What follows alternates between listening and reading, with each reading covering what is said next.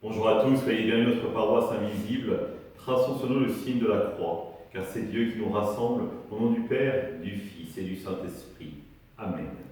Prions pour nos frères et sœurs malades.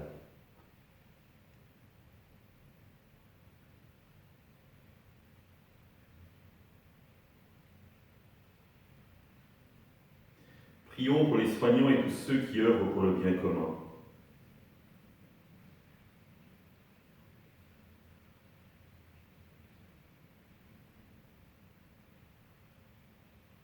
Prions pour tous ceux qui sont en angoisse, la solitude, que l'Esprit Saint vienne les visiter.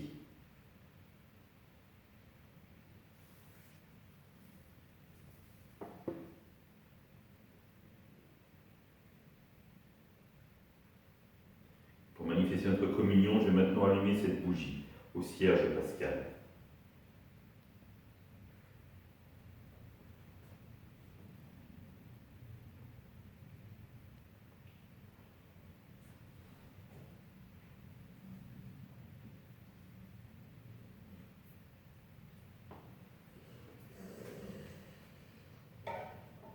Dans l'évangile de Matthieu, tandis que Jésus s'en allait, deux aveugles le suivirent en criant « Prends pitié de nous, fils de David !» Quand il fut entré dans la maison, les aveugles s'approchèrent de lui, et Jésus leur dit « Croyez-vous que je peux faire cela ?» Ils lui répondirent « Oui, Seigneur. » Alors il leur toucha les yeux en disant « Que tout se passe pour vous selon votre foi. » Leurs yeux s'ouvrirent, et Jésus leur dit avec fermeté « Attention que personne ne le sache. » Mais une fois sortis, ils parlèrent de lui dans toute la région. Acclamons la parole de Dieu.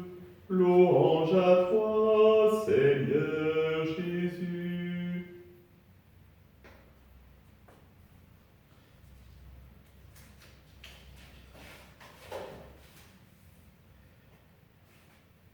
Ils sont deux compagnons d'infortune qui ne voient pas. Et ne pas voir, évidemment, c'est un handicap profond, mais ils mettent leur confiance en Jésus. Et ce qui est intéressant dans cette parole de Dieu d'aujourd'hui, c'est que Jésus ne le fait pas en plein jour, à la synagogue devant les pharisiens, comme une provocation, mais dans l'intimité d'une maison. Et là, un véritable dialogue s'engage. Quelle est leur foi? Auront-ils suffisamment de foi, finalement, pour croire que Jésus est capable de les guérir, de les sauver? Les yeux s'ouvrent et ils perçoivent alors, finalement, combien Jésus est non seulement guérisseur, mais sauveur. Dans l'intimité d'une maison, ils ont fait l'expérience de Dieu au cœur de leur vie. Et une fois qu'ils ont fait cette expérience, ils ne peuvent plus se taire malgré les recommandations de Jésus. Tout heureux, tout joyeux d'avoir été guéris, d'avoir été sauvés. L'expérience de Dieu se fait le plus souvent dans l'intimité, non pas dans les grands événements. Je dis souvent, les JMJ, c'est extraordinaire pour faire une expérience ecclésiale. Pour faire une expérience intérieure du Christ ressuscité, plus compliquée, car beaucoup d'agitation. Pour faire l'expérience de la présence du Christ à nos côtés, il faut être capable d'être souvent dans la solitude, dans l'apaisement, pour là rencontrer au plus profond de notre cœur la présence du Christ. Une fois que nous l'avons fait, est-ce que nous sommes comme ces aveugles qui vont jusqu'à désobéir à Jésus en témoignant? Parce qu'ils ont réalisé que Jésus les a non seulement guéris, mais sauvé leur vie. Et donc comment se taire quand ils ont fait une telle expérience? Alors ça nous interroge peut-être, nous aussi, notre volonté ou non de vouloir rencontrer le Christ, qu'il vienne véritablement demeurer chez nous, et après, une fois que nous avons fait cette expérience, de mettre des mots sur cette expérience pour immédiatement l'annoncer dans la joie car il a transformé nos vies, il a transformé nos cœurs. Alors ce temps de l'Avent est un temps de l'intériorité, le temps de rencontrer le Christ personnellement dans le silence, pour pouvoir le jour de Noël véritablement l'annoncer à tous. Oui, il nous est né un sauveur, il m'est né un sauveur, il a changé ma vie.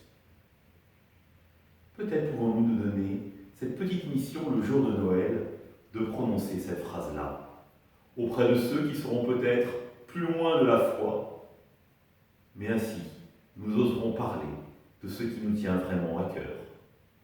Ensemble, nous prions. Notre Père, qui es aux cieux, que ton nom soit sanctifié, que ton règne vienne, que ta volonté soit faite sur la terre comme au ciel. Donne-nous aujourd'hui notre pain de ce jour. Pardonne-nous nos offenses, comme nous pardonnons aussi à ceux qui nous ont offensés. Et ne nous laisse pas entrer en tentation, mais délivre-nous du mal. Amen. Que le Seigneur nous bénisse, qu'il nous accompagne notre journée et nous garde dans la paix. Au nom du Père, du Fils et du Saint-Esprit. Amen. Vous pouvez entendre le témoignage du Père Gabi sur comment il a fait l'expérience de Dieu et comment la présence de Dieu le sauve jour après jour. Pour les messes de ce week-end, il y aura 3 messes de célébrer à la chapelle, 17h30, 9h et 11h. Ces 3 messes-là seront sur inscription. Et une messe à Trélières à 18h30 et une messe à Grandchamp à 9h30 qui ne seront pas soumises à inscription. Les inscriptions, vous les avez sur le lien de la paroisse ou sur le site, ou vous appelez le presbytère de la chapelle. Je vous redonne le numéro de téléphone 02 40 37 97 43. 02 40 37 97 43 pour vous inscrire à une de ces 3 messes. À demain!